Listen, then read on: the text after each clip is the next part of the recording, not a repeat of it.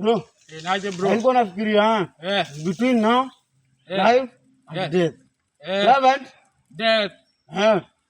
Between life and death. Ina tukuvi sahi. Tuwezi kuva sahi. Mimi nilikuwa naona sahi hizo bricks waanze kung'oka kesho na bricks gani hizo? Na manja zile za kujenga. Wapia wale jamaa simiti waambie wajipange. Kwani kesho kuna pesa unaenda uweta mjengo? Hapana, nakuletea materials bana. Simiti, nao, kila kitu mpaka mabati. Mbona unataka kuniitia hiyo kazi tuende pamoja kama kuna kazi imetokea mjengo? Kazi na kuitia na maneno. Mimi nataka tujenge mashonite mazee. Wenye kuna swimming pool. Hiyo bosi. Bosi ni mimi. Ati wewe? Kana bosi hapa. Tangu lini? Tangu lini aje? Si una kesho nitakuwa ndapangisha mpango. Tujenga mashonite. Kwani mimi nimekusikia hiyo jaba leo?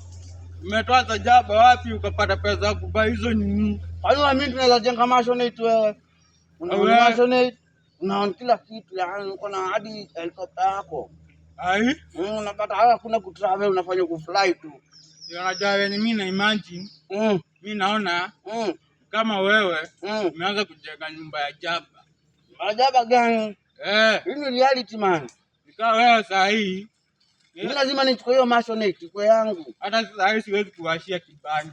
Mimi wacha nienda nishukishia pesa nyingine. Brother, mimi nakwambia ukweli. Mtu amesota ni wewe umekuwa unanilia hapa nitoe form leo. Duka ameshika, umeanza kujiona tajiri. Wewe huwezi fikira kama unaweza honi Glen wewe.